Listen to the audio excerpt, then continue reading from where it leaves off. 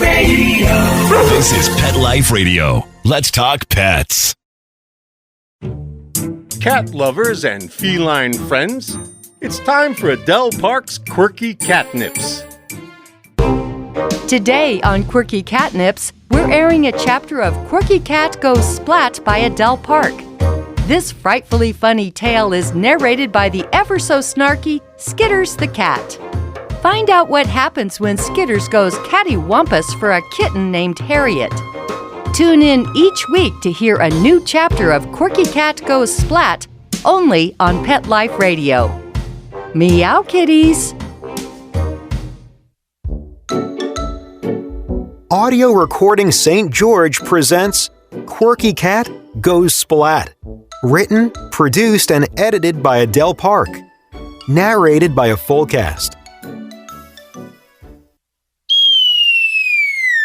Splat! Meow, bitches. Twisted Tales by Skitters the Cat. Part 16. All of us are damaged goods. Life has a way of dinging and danging us no matter how sterling our karma may be. It's not hard to figure out how a fetching meower like Harriet could wind up with such a detached attitude. Just look at the religious Looney Tunes she was conspiring with before the prophet of Zion Flats torched her home at Juniper Hollow with Harriet and her sister trapped inside. Harriet's mother was a full-blown belladonna addict. Her handler was fond of putting belladonna extract in her milk as part of some juju type of sorcery. As a result, she had trouble carrying kitties. When Juniper Hollow was burned like a sacrificial stack of bad luck, Harriet was just a tiny tot in a litter of two. Harriet and her sister were in the process of being weaned and still quite vulnerable. Somehow their mother managed to drag them to safety only to return to the smoking house where she burnt like a piece of untended kitty bacon. After the fire, Harriet's sister sought shelter in a house on Granite Ridge owned by a crotchety curmudgeon named Boyd Fletcher. He dubbed her Kitty Castaway, but later changed the name to Miss Kitty once she had won over his crusty heart. Harriet stubbornly remained at Juniper Hollow, waiting for Evangeline, the girl who had befriended her from birth. To Evangeline's credit, she did try to care for Harriet as best she could. The mother of my twins would often tuck granola bars and dried fruit into the pocket of Evangeline's unsightly polygamist romper. I was usually called upon to take a bite of these items, presumably to make sure they wouldn't kill Harriet. Thanks, girlfriend. Juniper Hollow isn't far from Zion Flats, unless you're a 5-year-old and it's in the middle of the night. Not winning any popularity contests at home, Evangeline was allowed to wander off at will. This was good news for Harriet, who received frequent midnight visits from her human. Orinda, Evangeline's angry custodian, seemed especially hopeful of the chances this poor child would collide with disaster. Nonetheless, Orinda would soon discover things wouldn't go according to plans. Chapter 16. Orinda. The only thing I loathe more than children are animals. Now I've got both of these vile species riding in my van. My only consolation is that I will never again have to tend to someone else's children or pets. I endured a tedious, nerve-wracking drive from Gecko's Gulch to the Social Services Building in Las Vegas. I felt unusually skittish, constantly looking over my shoulder to see if we were being followed. Someone alerted Nephi that Evangeline had been gone all night. Stupid, selfish girl. Evangeline put both of us in danger. It was all over that mangy orange cat she calls Harriet. No matter how much I punished her, Evangeline kept sneaking over to Juniper Hollow to feed that repulsive creature. Because of Evangeline's filthy fiend, our lives were now in jeopardy. I used the ride to Las Vegas to explain the new order to Evangeline. First, she had to stop sniveling. It was uncalled for and unbecoming. Besides, she'd gotten her way with the cat. I smiled inwardly at the thought that Evangeline's new caretaker would have to deal with Harriet. The traffic in Las Vegas was terrifying. Worried that I would get hit, I clutched the steering wheel and moved my face about 3 inches from the windshield. I'm not sure how this helped, but it gave me an odd sense of comfort. Miraculously, we arrived at social services in one piece. My niece, Isla Ray, and her caretaker, Meredith Andrews, had made arrangements to take Evangeline off my hands. I was relieved to know I wouldn't have to cart around this impertinent child any longer. I've been cursed with seeing to Evangeline since the moment she slipped into this world, obscure and deathly white. Her mother, Rebecca, took little interest in her strange child, except when she needed someone to cast incantations upon. The rest of the time, Rebecca regarded Evangeline like the nuisance she is. In Zion Flats, men are the only ones considered to be of value. Women are treated as chattel, put on earth to propagate the species. Rebecca had her own way of settling this score, tarrying with the occult, trying to manifest bad luck, like there wasn't already plenty of that to go around. My brother, the prophet Nephi, assigned me the duty of reporting on any of Rebecca's activities that did not adhere to the word of wisdom. She would not stay sweet, as the prophet commanded. I was also made to give briefings on the activities of my second husband, Nicholas DeLuca. This task was more complicated.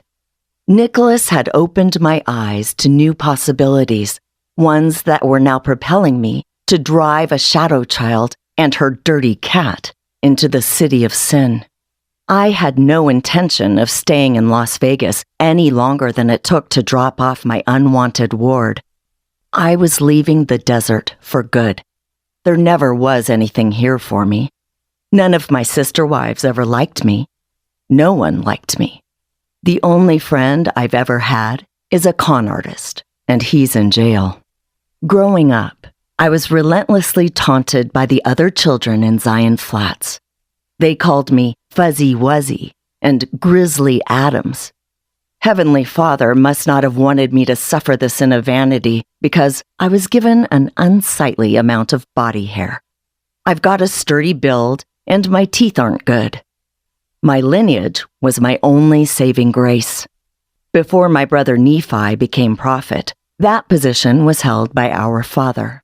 When I was 13, I was given in marriage to Hiram Stratton, a doctor and member of the Sacred Order in Zion Flats. Hiram was an ambitious, well-established member of the community. Everyone is on Medicaid, so he had lots of patients with guaranteed reimbursement. The church owns the clinic, though Hiram benefited handsomely from his position. I was Hiram's 4th wife in what was to become a plural marriage involving more than 24 women. Because of my age and family status, I was allowed to live in Hiram's main house. I was petrified the first night Hiram came to my bedroom. I quickly discovered my fears were baseless. Hiram had no intention of consecrating our marriage, calling me uglier than a slop bucket of armpits. Angry that he'd been assigned such an unattractive wife, Hiram made me sleep on the floor during the nights he was scheduled to stay in my room. I shivered on a homemade rug without a blanket or pillow. I was still a teenager, growing into an oversized adult at a rapid rate. My body ached from sleeping on the floor. Eventually, I caught pneumonia, rendering me feverish and exhausted. When my illness worsened, Hiram publicly disgraced me by asking for prayers for his barren wife during church services one Sunday. Ashamed and humiliated, I fell out of favor with my husband. In a polygamist community, that means the husband no longer engages in marital relations. Since the purpose of such unions is to produce children, there was no reason for Hiram to acknowledge me at all. I didn't care that I was never to be a mother. Even then, I found children to be bothersome and bad-smelling. I wanted to be a nurse, a suggestion I timidly made to Hiram. One of my sister wives was already a nurse, and another one was in school. Hiram responded by telling me sick people didn't want to be touched by a hairy dysentery like me. I was sent to work at the community farm instead. I awoke before dawn 7 days a week to work in the dairy, a good 20-minute hike in the dark. I was responsible for the morning milking of 120 cows. After that, I mucked out stalls and cleaned the milking equipment. This went on day after day, year after year. After a massive heart attack brought on by not following his own advice, my husband, Hiram, was returned to Heavenly Father. I was a widow for 27 days before being reassigned to Nicholas DeLuca. I was given in marriage as a way of keeping tabs on his activities. Nicholas had been told of my supposed inability to have children, meaning he wasn't expected to perform his duties as a husband. Nonetheless, I was elevated from manure shoveler at the dairy farm to first wife of Juniper Hollow. Cunning and clever, Nicholas took the tactic of befriending me. I was caught off guard by this unexpected dynamic, falling hard for a man I knew to be a criminal. Nicholas was always asking me what I thought of this or that. It was the first time anyone cared to hear my opinion about anything. Our first 3 months of marriage were the happiest times of my life. In those days, I truly enjoyed being married, preparing succulent meals to share with Nicholas at the end of the day. Nearly every evening that summer, we sat in the open square of space on top of the house, which Nicholas called a widow's walk. We'd eat our dessert there, enjoying the stars and cool evening breeze. Contrary to the doctrine and covenants of our church, Nicholas consumed alcohol, sometimes to an extreme extent. As his wife, it was not my place to comment on these activities to anyone but the prophet Nephi. Hang tight, kitties. We'll be back in a scratch. What's more quirky than cannabis? A reality TV show where everyone is half-baked. Quirky Cannabis Country by Adele Park is a trip you'll never forget. Get Quirky Cannabis Country today on audible.com. Quirky Cannabis Country. Snag your copy before the whole place goes up in smoke. You know the expression, cats have 9 lives. Well, what if you can give them one more? The Give Them 10 movement is on a mission to help give cats an extra life. How? With spay and neuter. Spaying or neutering your cat helps them live a longer, healthier life. And it helps control free-roaming cat populations too. Learn more about the benefits of spay and neuter and meet Scooter, the neutered cat, at GiveThem10.org. That's GiveThem10.org. Let's talk pets Let's talk pets on Pet Life Radio. Pet Life Radio. PetLifeRadio.com. We now return to more of Quirky Cat Goes Splat by Adele Park on Pet Life Radio.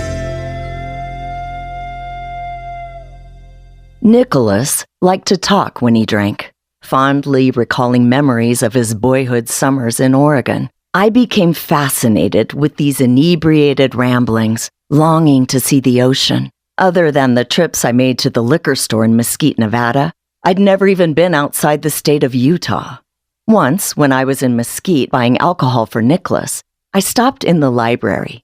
I asked to see some information about Oregon and was surprised when a young girl led me to a computer. She brought up some of the most breathtaking images. I made a promise to myself to see this in person. I didn't care if I had to die trying. My happiness evaporated when Rebecca joined our marriage. Bewitched by Rebecca's beauty, Nicholas was consumed with her, engaging in wild nights that left me chagrined. My status as first wife was never honored by Rebecca. She took little, if any, direction from me. Rebecca's only responsibility was to maintain the garden, which she quickly turned into a gypsy jungle. The entire yard was a tangle of color and disarray. The widow's walk once a quiet sanctuary, was crowded with potted plants, trained to crawl upwards in a way that made the walls look like they were growing. Clusters of purple belladonna plants sprang up all over the property.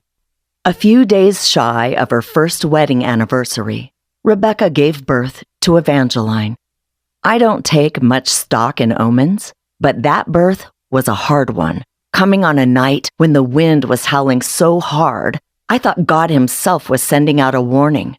Not long after that, Rebecca started drinking alcohol with Nicholas, apparently fearing no repercussions from the prophet. She was often too woozy to look after her newborn. I was left to feed and change Evangeline, chores I did with bitter resentment. Asserting her influence with Nicholas, Rebecca demanded that he sleep in her room every night since I wasn't propagating the species. Rebecca claimed to be trying to produce a male heir and thus needed the attentions of her husband to accomplish this important task. I missed my evening talks with Nicholas. Eventually, though, he came back around in search of an ally. Rebecca was indulging in more than just wine. She was using belladonna to escape the realities of her life. As a result, she miscarried one child after another. Nicholas seemed more concerned with Rebecca's radical behavior than he was by all the lost babies. Rebecca often became violent, issuing baseless accusations. At times, she'd stay out all night, often bringing Evangeline with her. Evangeline would appear at dawn, dirty and smelling of smoke. I don't know where Rebecca was setting those fires. They were no doubt part of the drug-crazed rituals she had become fond of hosting. Disturbed by this, as well as the uptick in vicious fights, Nicholas resumed spending time with me when Rebecca was off on one of her mad outings. I was often awakened by the sounds of shrill screams and objects being thrown. I remained in my room, understanding it was not my place to interfere in the relations between a husband and one of his wives. In any other polygamist marriage, Rebecca would have been reminded to stay sweet in a not-so-sweet manner. Things were nearing a boiling point. Nicholas had once owned a company in Las Vegas that made headstones. A man he associated with was killed on his property. The police accused Nicholas of laundering money. He was offered a reduced sentence in exchange for testimony about the murder. It was common knowledge that the DeLuca family was part of the mob. Fearing his kinfolk more than the authorities, Nicholas disappeared. During the 5 years Nicholas hid at Juniper Hollow, one of the men involved with the murder was sent to prison. The other one died under mysterious circumstances before he could be prosecuted. Thinking it was safe to return to Las Vegas, and frustrated with his ungovernable wife, Nicholas began to speak of leaving. Tempted by the fantasy that I too could escape, I listened, withholding the information from Nephi. It was the first time in my life that I knowingly went against my prophet. It's unclear if Rebecca suspected Nicholas was planning to leave, or if her behavior was just a natural progression of her mental deterioration. She was agitated and hadn't slept in the days leading up to her death. Rebecca had been bringing Evangeline home from moonlit excursions with her mouth stained purple. Surely Nicholas must have known Rebecca was feeding their daughter belladonna, given that he sometimes ingested it himself. But Nicholas had his own problems. He was under constant pressure from the prophet to finish his work for the new temple in Zion Flats. Nephi called Nicholas into a meeting on a day when Rebecca was particularly strung out.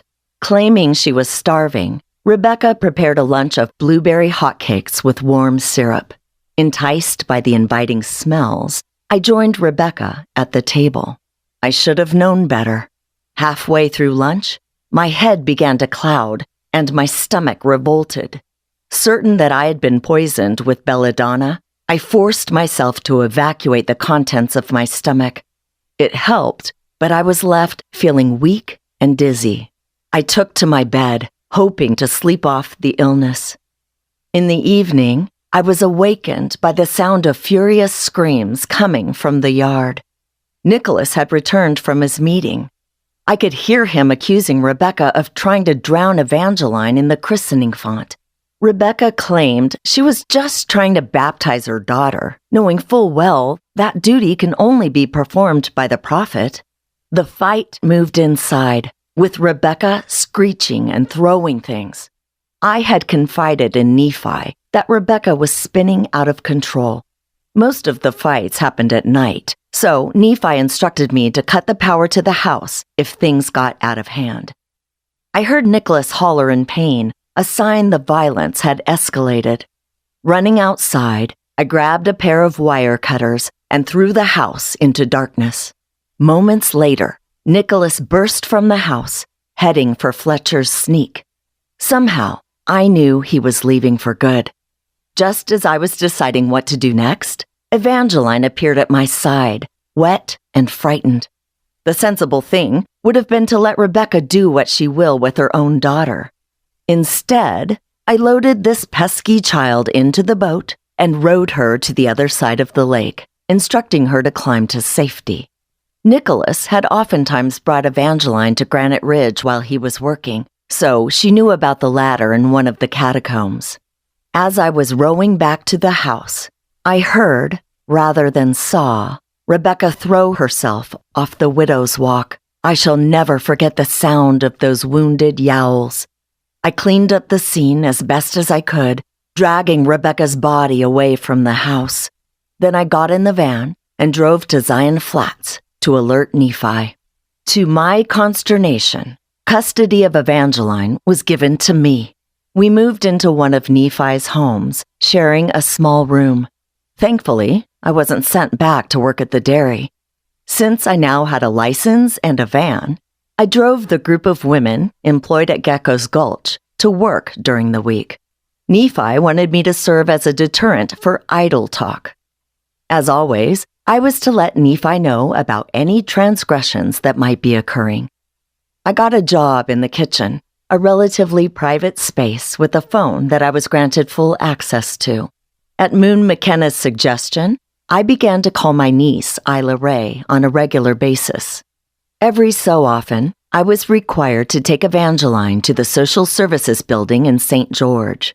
A few weeks ago, I was confronted with the news that Nicholas had been picked up on some federal charges I was unaware of.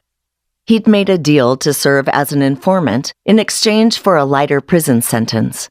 While Nicholas feared tattling on his associates in Las Vegas, he had no qualms about selling out the people who provided cover for him in Utah. The government wanted to crack down on what it considered to be welfare fraud happening in Zion Flats. Having spent most of my life working at the community farm, I had little knowledge of the church redistribution program. Like all the women in Zion Flats, I gave my welfare checks to the prophet. I had no idea what happened to the money once it was out of my hands. Even if I did, there was no way I would help Nicholas betray my brother. Liar that he is, Nicholas never followed through on his promise to help me. He took off, leaving me stuck with Evangeline. I was sorry that Nicholas was now imprisoned, though it paved the way for my own emancipation. All I needed to do was sign over custodial rights of Evangeline to Meredith Andrews, the woman in charge of Isla Ray. It was Meredith, not Nicholas, who offered some money for me to start over elsewhere. I was even assured someone would help me apply for a grant to go to nursing school. Now, because of Evangeline's foolish behavior, these plans have been thrown into total chaos. What happens when cats and ghosts collide? Find out in Quirky Cat Gets Ghosted by Adele Park. This quirky tale is narrated by the ever-so-snarky Skitters the cat. Skitters finds himself in the most unfortunate position of having to help his nemesis, Blue McKenna, go to heaven, hell, or somewhere other than where he is. Otherwise, Blue will continue to bug Skitters as much in death as she did in life. Quirky Cat Gets Ghosted is a frightfully fun prance through the desert. Quirky Cat Gets Ghosted. Get ghosted today on Audible, Downpour, and Spotify. Meow Kitties.